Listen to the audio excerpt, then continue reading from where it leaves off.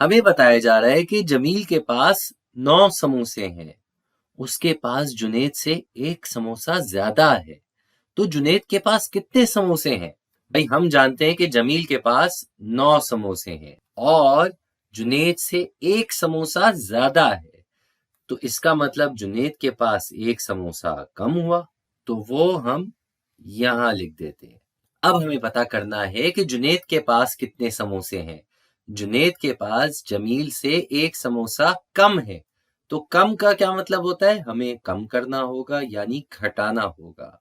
तो हम इस 9 में से एक को घटा देते हैं, जिसका जवाब आ जाएगा 9 से एक नंबर कम क्या होता है भाई? एक नंबर कम होता है 8। एक नंबर कम होता है 8। तो ये आ गया हमारा जवाब। ये तो आसान सवाल था। इससे थोड़ा सा मुश्किल सवाल करके देखते हैं। मेरे पास 2 डब्बे हैं, एक बड़ा और एक छोटा। छोटे डब्बे का वजन बड़े डब्बे से 7 ग्राम कम है।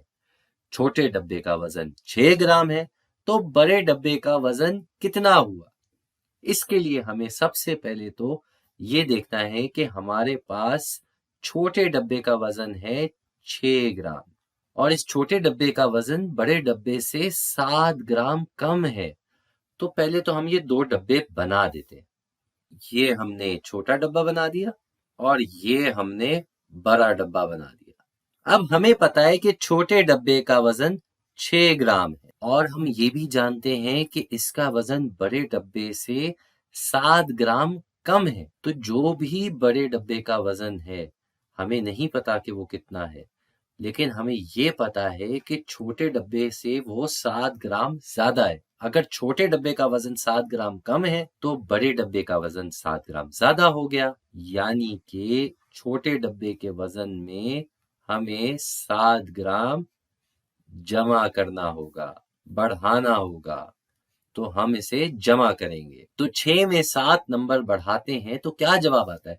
6 से 7 नंबर आगे गिन लेते हैं। तो आप अपनी उंगलियों पे 7 उंगलियों तक गिनती करेंगे 6 से आगे। 7, 8, 9, 10, 11, 12 और 13। यानी कि हमारा जवाब आ गया 13। बड़े डब्बे का वजन है 13। तो ये थे भाई आज के 2 सवाल।